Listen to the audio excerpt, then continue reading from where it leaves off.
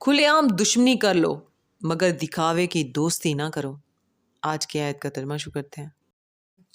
پناہ مانگتی ہوں اللہ کی شیطان مردود سے۔ شروع اللہ کا نام لے کر جو بڑا مہربان نہایت رحم والا ہے۔ وہ بہشت جاویدانی ہیں جن میں وہ داخل ہوں گے، ان کے نیچے نہریں بہہ رہی ہیں، وہاں جو چاہیں گے ان کے لیے میسر ہوگا۔ اللہ پرہیزگاروں کو ایسا ہی بدلہ دیتا ہے۔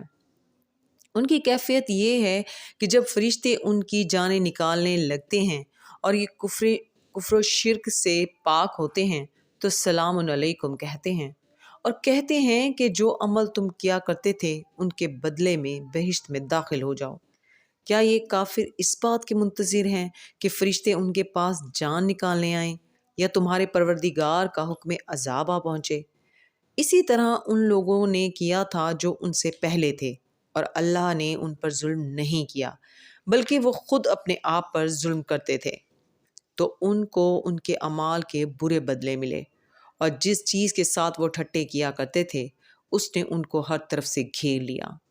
اور مشرک کہتے ہیں کہ اگر اللہ چاہتا تو نہ ہم ہی اس کے سوا کسی چیز کو پوچھتے اور نہ ہمارے بڑے ہی پوچھتے، اور نہ اس کے فرمان کے بغیر ہم کسی چیز کو حرام ٹھہراتے۔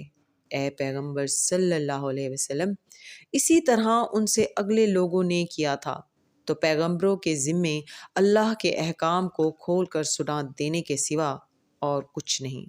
صدق اللہ العظیم۔